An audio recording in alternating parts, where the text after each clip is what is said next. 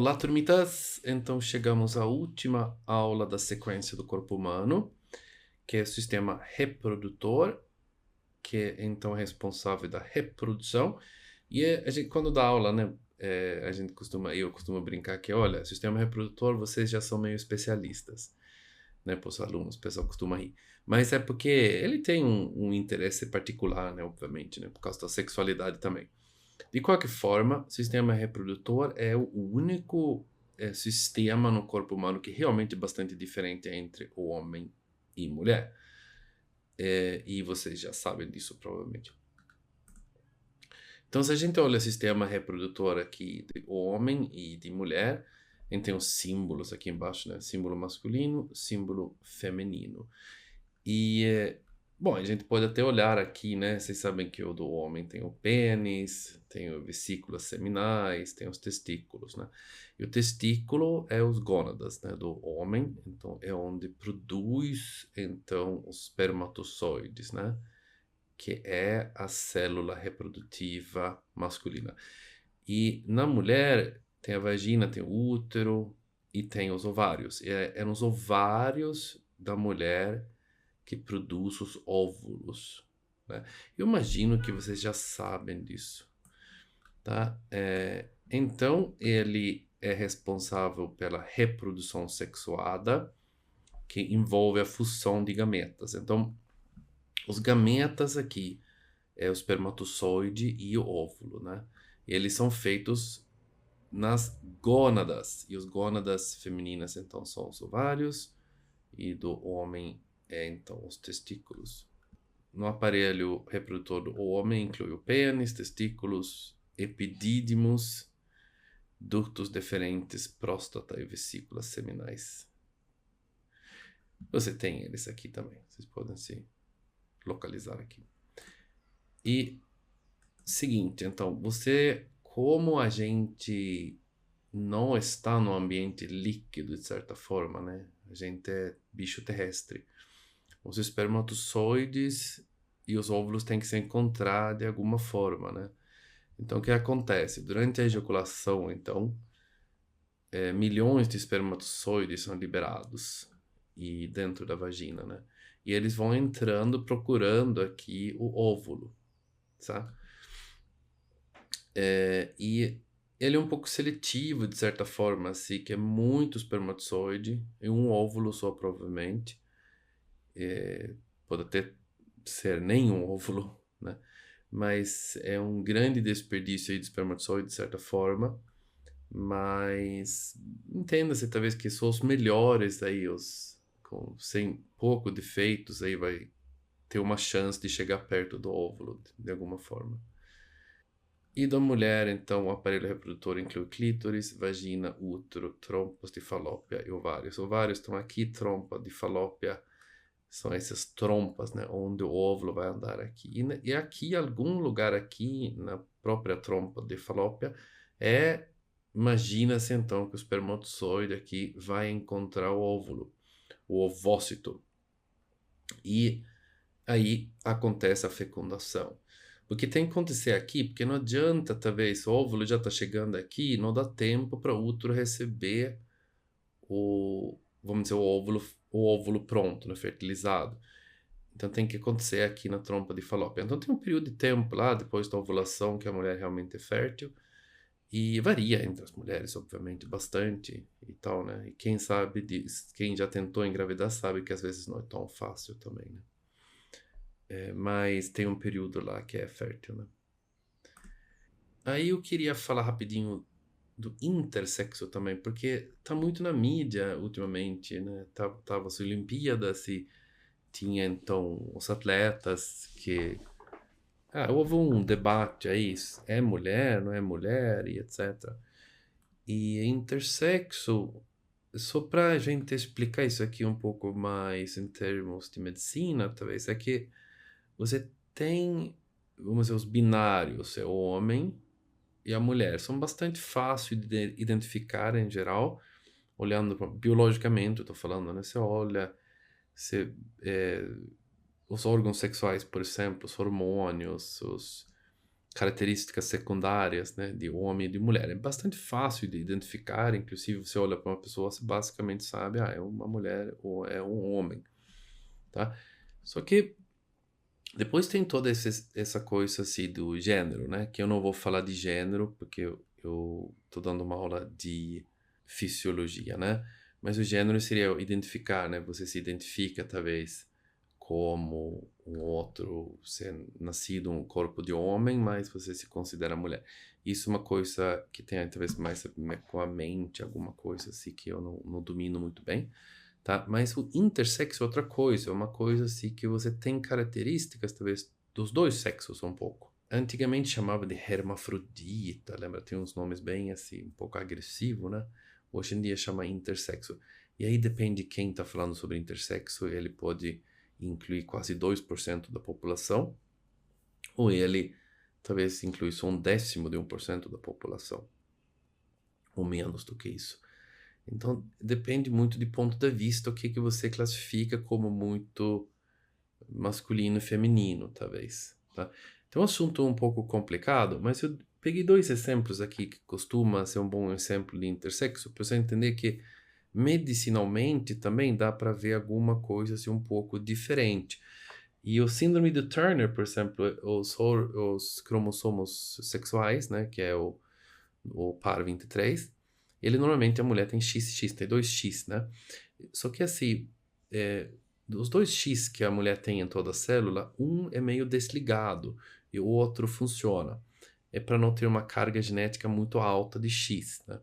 Então o que acontece? O síndrome do Turner, como não tem, vamos dizer, tem X e zero, não chega a ser, vamos dizer, tão diferente talvez do que um XX, mas gera certas coisas nessa pessoa. Então, a pessoa do síndrome de Turner seria uma mulher, provavelmente se identifica como uma mulher e tudo, mas é infértil, tá? Ele tem vários subdesenvolvidos e vai ser meio baixinha, provavelmente. E é normal, tá vivendo lá normalmente até que percebe que talvez não menstrua, né? E vai na clínica e vê o que que é. Depois de um tempo, alguém talvez descubra que, ó, vamos fazer um teste genético aqui e aí descobre a síndrome de Turner. Só tem um X. E então, não sei se dá normalmente classificado como intersexo. Que é uma coisa, porque você fala geneticamente que uma mulher é XX, né? Mas uma mulher de síndrome de Turner tem X0. Então, mas é uma mulher. Então, intersexo. Entendeu? O síndrome do Klinefelter é XXY, tem dois X e um Y. Normalmente o homem tem XY. Então, mesma coisa. Como tem o Y mais dois X em cada célula, vai ser um homem. Tá? Então, vai ser designado homem quando nasce. Mas como ele tem um cromossomo X extra, vai ter algumas características, talvez, mais femininas.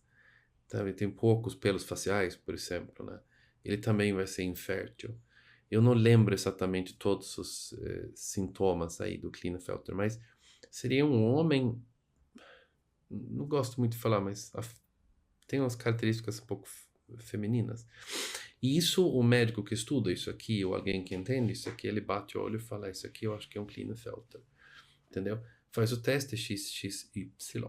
Então você não consegue, um homem, tem as características de um homem, tem o pênis, tem tudo, mas a pessoa olha e fala, bom, mas normalmente o homem é XY, mas essa pessoa é XXY e tem algumas características um pouco, talvez mais femininas. Intersexo, então.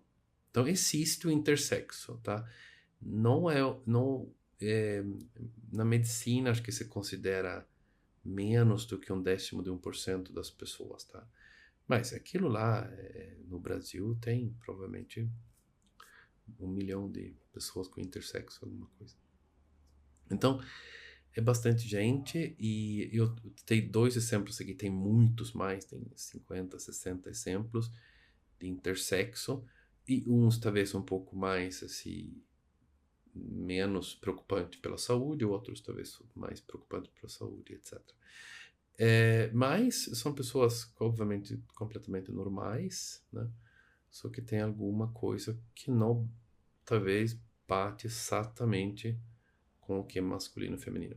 Então vale a pena falar isso aqui. Então quando você vê essas histórias aqui, a lutador de boxe que nasceu mulher, mas é mais pro homem e não sei o quê, tem que talvez ver exatamente o que está acontecendo, porque só chamar de intersexo envolve um monte de descrições, né, de vários tipos de variação aí dentro da população. Então, tem que tomar um pouco cuidado, talvez, quando classifica isso aqui um pouco intersexo, né? Ok?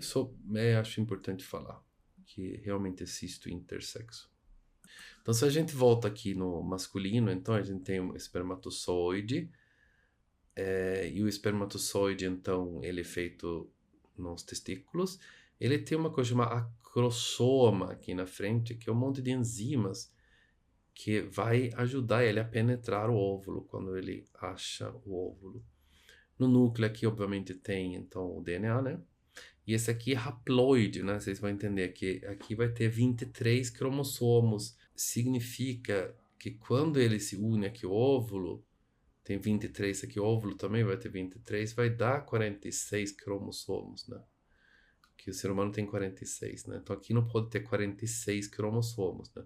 Porque se tem 46 aqui e 46 no óvulo, vai dar 92, né?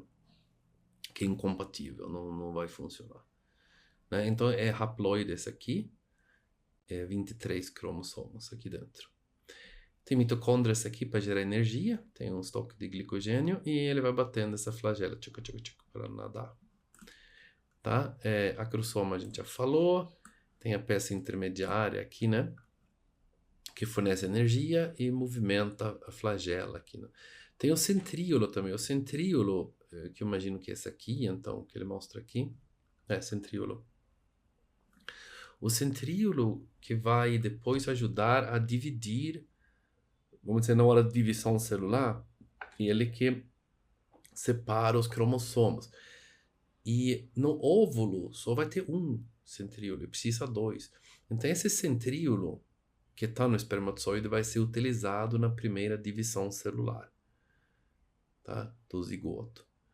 E ele é aproveitado, e o DNA, obviamente, que está aqui dentro, nos 23 cromossomos aqui, vai ser utilizado. O resto do espermatozoide, quando ele chega no óvulo, é descartado, vamos dizer, não é utilizado para nada, vai ser desmontado simplesmente. As mitocôndrias aqui que ele traz são poucos, dentro do óvulo tem milhares, e por isso que quando tem a fertilização, vai ter uma nova vida, as mitocôndrias, que é essa nova vida, vai ter o zigoto, o novo bebê lá no futuro, ele vai receber as mitocôndrias da mãe, tá? Você entenda que a mitocôndria do pai provavelmente não é utilizado para nada. Então você tem, vamos dizer, porque a mitocôndria dentro de você tem DNA mitocondrial e ele vem da sua mãe, tá? Então o jeito também de ver a sua ancestralidade materna é pelo o DNA mitocondrial, né, que você consegue ver, que sempre é da sua mãe, depois da sua avó e assim vai, entendeu? E quando ele chega então na trompa de Falópia, ele consegue, chegando perto do óvulo, ele sente que o óvulo está lá perto e ele começa a navegar, indo por quimiotaxia, ele consegue meio se guiar perto do óvulo para chegar nele. Mas ele tem que chegar bem perto. Então a maioria dos espermatozoides, quando entra na mulher, então ele não sabe onde está o óvulo, né? Tem duas trompas de Falópia, inclusive, né? Então metade vai para uma, metade vai para outra. Eles vão arriscando, não tem ideia. Até chegar perto, aí eles, opa, pera, ó, tem o óvulo tá perto, vamos em direção a dele. Aí todo o espermatozoide que está lá perto vai em cima do óvulo, mas só um que vai entrar no óvulo. E normalmente não é o primeiro, né? Os primeiros que chegam vai começar, vamos dizer, derreter as defesas aí do óvulo com a ajuda com esse acrosoma. e não sobrevive, né? E aí chega um pouco atrasadinho aí, chega algum, sei lá, tempo depois, aí o óvulo já tá basicamente desmontado e ele, opa, eu que entrei. Então essa história que quem chega primeiro no óvulo não é exatamente correto, tá? É um pouco atrasadinho aí, né? Tem que chegar na hora certa para fecundar o óvulo. Então, aí na mulher é o seguinte, então os ovários produzem gametas femininos, que são os óvulos. A gente pode falar óvulo. Tecnicamente são ovócitos. E eles são feitos quando a mulher ainda, então, é um feto. Mas ela já nasce com esses ovócitos prontos, são alguns milhões aí que ela tem. E cada um desses, quando ela entra na puberdade depois, pode ser um desses ovócitos que vai ser liberados na ovulação. Tá? Mas esse ovócito, o espermatozoide, ele se divide lá e monta cada célula que vai virar espermatozoide se divide de tal forma que vai virar 4 espermatozoides haploides e todos eles vão. Na mulher é diferente um pouco. O ovócito, ele inicia a divisão do meiose, que é a divisão celular sexual, mas ele para no meio, fica lá esperando por décadas, né? Até chegar lá na puberdade e depois, durante a época fértil, todo mês vai soltar um desses. Mas quando ele vai começar a se fazer a divisão, porque ela tem 46 cromossomos aqui, tem que chegar a 23, né? Ele vai, desses 4 que vai se formando, 3 deles não vão ser utilizados, só um vai ser utilizado. Ele fica bem grande, inclusive, que seria o óvulo. Os outros 3, então, são corpúsculos polares, que chama. Eles é uma resquício da divisão celular, mas não são férteis, tá? O óvulo é muito maior do que o espermatozoide, ele tem muito mais produtos lá dentro, ele é mais, vamos dizer, avançado de certa forma, tá? E isso, na verdade, é a definição entre macho e fêmea, né? Machos no reino animal sempre faz gametas menores e as fêmeas sempre faz gametas maiores. Isso é um bom jeito de classificar macho e fêmea, na verdade, dependendo do tamanho do gameta, na verdade. Mas aí é um pouco complicado isso aqui, ele vai criar os corpos polares aqui, blá blá, mas vai estar liberado no ciclo menstrual, então um ovócito vai continuar a meiose dele, vai ser liberado como ovulação, certo? Mas só vai virar, vamos dizer, um óvulo de verdade se for fertilizado. Tá? Então, se a gente olha aqui a meiose, para ver se a gente consegue explicar isso aqui de uma forma melhor, é o seguinte, a meiose é um tipo de divisão celular, tá? Mas ele vai reduzir o número de cromossomos pela metade, tá? E criando células haploides, tá? Então, cada divisão celular desse, uma célula sexual, ele vai virar 4 células haploides depois, tá? Na mulher, 3 deles vai ser corpúsculos polares e só o óvulo em si que vai ser fértil. No espermatozoide, os 4 são utilizados, tá? Então, o que acontece? Você chama meiose 1 e meiose 2, tá? Então, se a gente olha aqui, durante o profase 1 aqui, a célula contém 46 cromossomos, mas cada um tem 2 cromátides, que é o seguinte, sabe aquele X? Sabe aquele cromossomo clássico que você vê quando você vê um cariograma? Você já viu aqueles símbolos? Parece esses aqui, os xizinhos assim. Você tem 23 deles que vindo do pai e 23 da mãe. Então vamos lá, esse aqui é um pouco complicado, mas durante o prófase 1, a célula tem 46 cromossomos aqui, tá?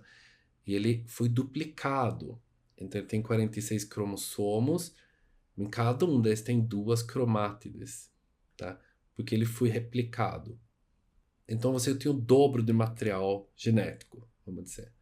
Aí ele faz um crossing over, que é que cromossomo homólogo, por exemplo, um do pai e um da mãe, vai trocar informação genética. Por quê? Porque vai embaralhar os genes aí um pouco. Isso vai fazer que cada célula no final vai ser único.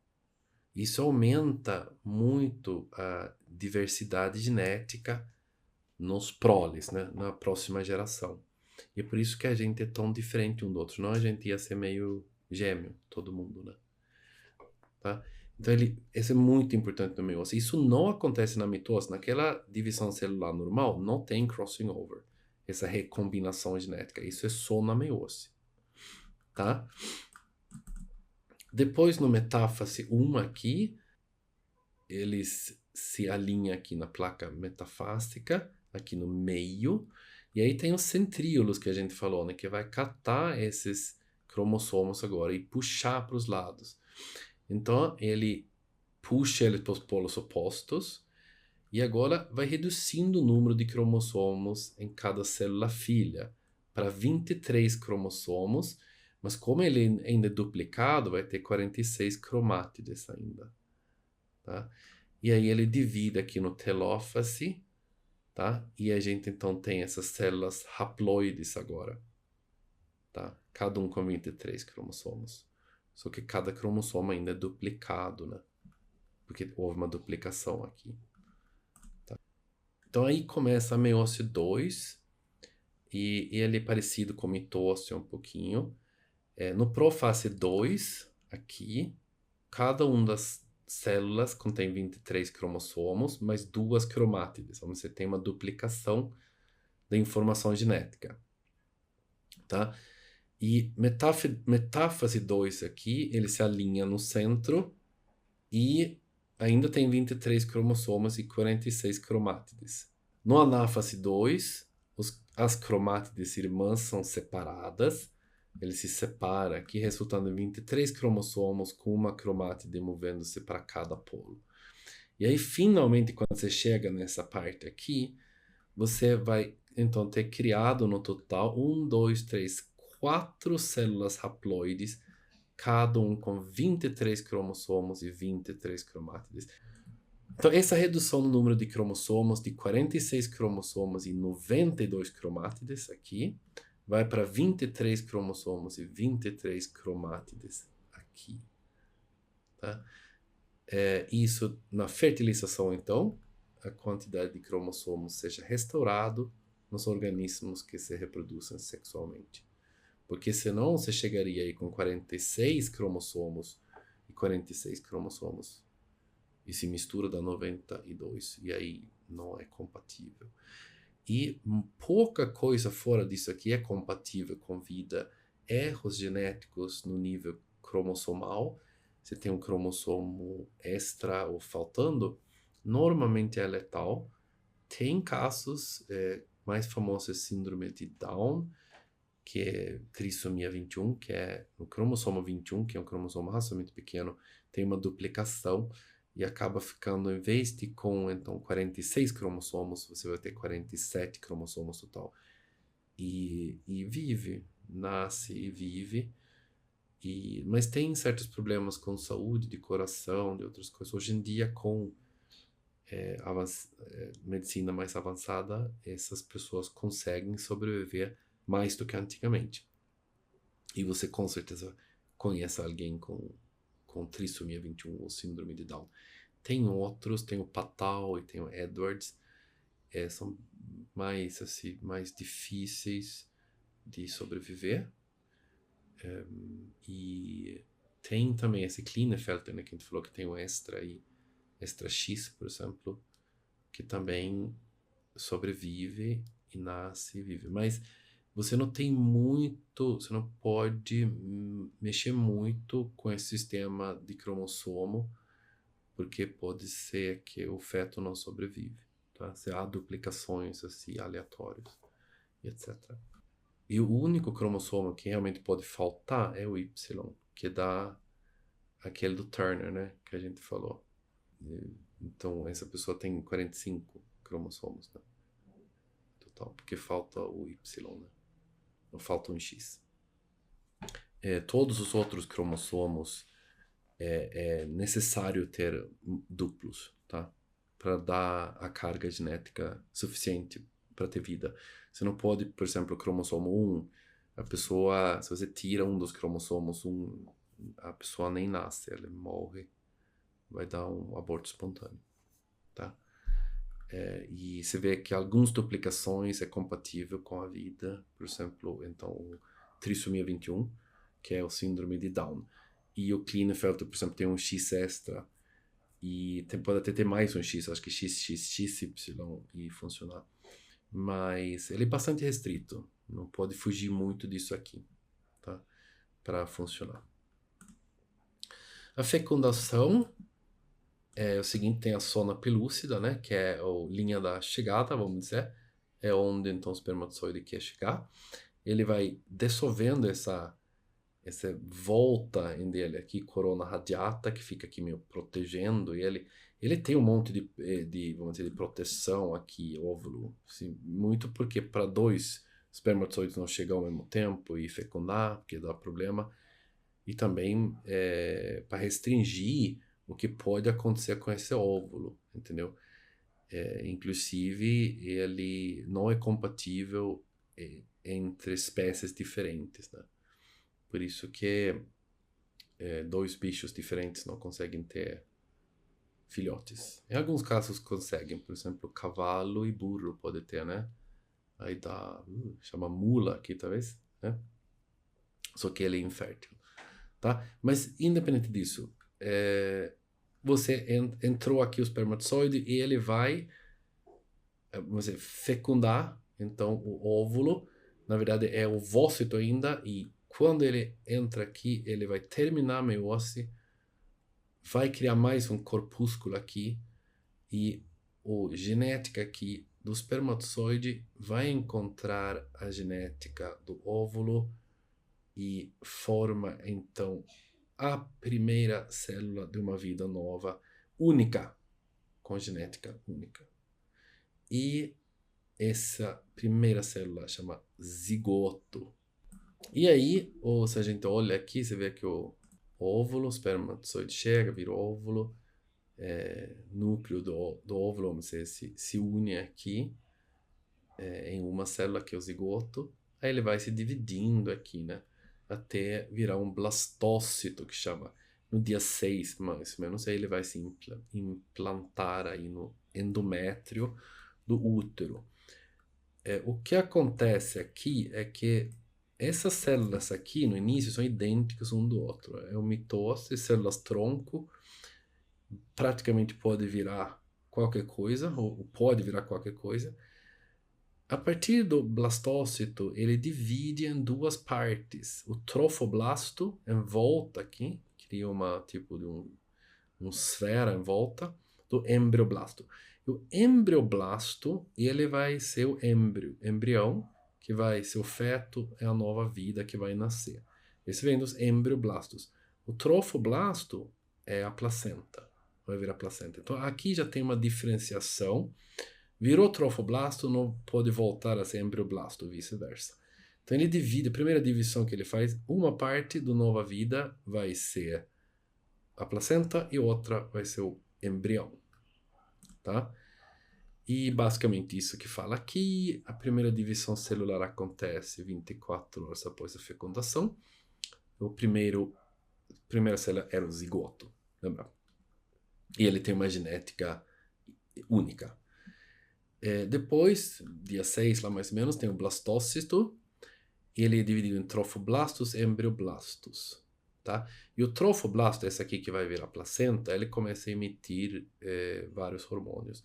E um deles é ACG, gonadotrofina coriônica humana, que mantém a progesterona na mãe para o útero aceitar o blastócito. Tá? Então ele emite hormônios, esse aqui também, além de se formar em placenta depois. Tá? E ele então é implantado, se der tudo certo, no epitélio endometrial. Quando então a mãe, o útero da mãe, recebe aqui o blastócito. E aí ele gruda no endométrio e cria a placenta. E célula-tronco, essas aqui são célula-troncos, a gente falou aqui dos trofoblasto e embrioblasto, eles são células-tronco. E o célula-tronco é basicamente uma célula que ele não é diferenciado. Ele pode ser uma célula óssea no futuro, ele pode ser uma célula sanguínea, hepática, muscular, o que seja. Ele não foi definido ainda. Normalmente é quando ele for definido, diferenciando, ele não volta atrás. Tem experimentos na ciência que eles conseguem voltar uma célula, mas isso não acontece no ser humano, tá? Então a gente tem os pluripotentes, né, que podem se diferenciar em praticamente todos os tipos celulares do corpo. Por exemplo, aqui a gente volta aqui, a gente tinha aqui o embrioblasto, por exemplo. O embrioblasto, a única coisa que ele não consegue ser é trofoblasto, que já houve uma diferenciação aqui. Mas além do trofoblasto, vamos dizer, embrioblasto, embrião aí, que vai virar o bebê, ele é pluripotente, por enquanto. As células dele não são definidas. O multipotente é um tipo de célula-tronco, mas não tão pluripotente quanto o pluripotente. Então ele se transforma em certos tipos de células. Por exemplo, você tem na sua medula óssea, por exemplo, você tem células de sangue multipotentes, que vai virar todos os tipos de células de sangue que você tem. Mas esse tipo de célula que você tem na medula óssea não pode simplesmente virar um neurônio ou célula hepática. Ele já tem uma predefinição, mas ainda consegue ser várias coisas.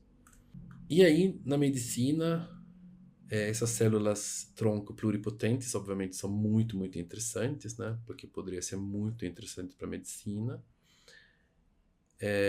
E uma das enigmas biológicas é como essa capacidade de transformação surge nas primeiras células. Tem uma hipótese que eu gosto, que é a divisão assimétrica do citoplasma no cigoto, que estimula as primeiras diferenciações, né?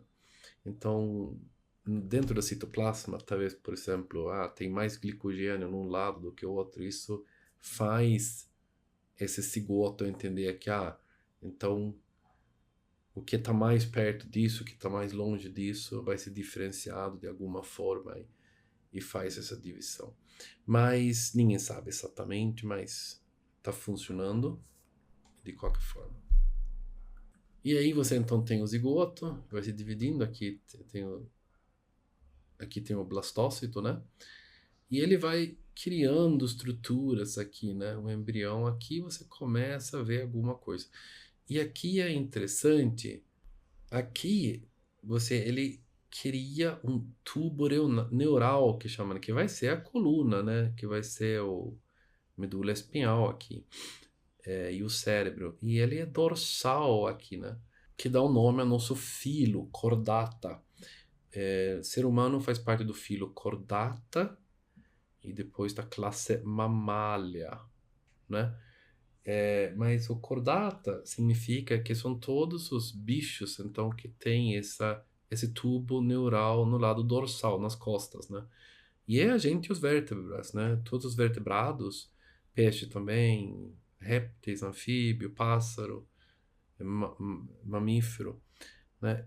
E se esse tubo neural não é formado aqui no dorsal, por exemplo, ele é mais ventral aqui, e aí provavelmente é inseto. Aí é no filo artrópode, que são então os insetos. Então você tem uma divisão lá, muito, muito tempo atrás, que dividiu em dois tipos de grupos, chama filo, que inclui muito, muito, muito, muito espécie. Então o filo é artrópode e Chordata. E a gente faz parte dos Chordata. E é por causa da nossa coluna aqui nas costas. Ou no Brasil chama cordados, eu acho em português. Tá? E aí forma, então, ser mais parecido com o bebezinho até nascer, né? E aí a gente normalmente fala assim que é até a 8ª semana de gestação é embrião, a partir da 9ª é feto e quando nasce é recém-nascido. Tá? E segue uma certa ordem aqui, né? Vocês estão vendo, né? Que tem que ser assim, seguir uma certa ordem. Semana 3 é mais ou menos sistema nervoso central e coração. Eu não sei exatamente onde está aqui, mas em algum lugar aqui. E semana 4, membros, olhos e ouvidos. Então, membros, olhos, ouvidos, aqui em algum lugar talvez. Dentes, semana 6, não dá para ver aqui onde é. E semana 7, genitália externa. E aí na semana 7, então, normalmente vocês descobrem então se é menino ou menina. E anatomia de uma gestante é essa aqui. Aí a gestação dura cerca de 40 semanas. Normalmente se fala antes de semana 37, é prematuro, mas quase todos esses hoje em dia dos prematuros sobrevivem sem problemas. Você vê que 98% dos bebês que nascem na semana 30 é 8 semanas prematuro, que é bem prematuro. Antigamente não sobrevivia tão bem assim. Hoje em dia, boa parte sobrevivem sem sequelas graves. O mais prematuro que fica mais prematuro, mais perigoso é. Porque ele é menos desenvolvido, né? O bebê é quando nasce. E no Brasil, o parto é um procedimento geralmente seguro, hoje em dia. Tem o parto comum, que é vaginal, que é o que foi mais utilizado na história da humanidade. Pode ser muito doloroso, exaustivo para a mãe. Tem anestesia espiral, muito utilizado. No Brasil, mulheres optam muito por cesariana. E aí tem prós e contras de cesariana e de vaginal. E no final, eu imagino que cada mãe decide o que ela quer fazer com o corpo dela e tá tudo certo. É isso, sistema reprodutor. Espero que deu para entender alguma coisa. Agora eu encerro essa sequência aqui das aulas do corpo humano. E ó, faz inscrição aí no canal.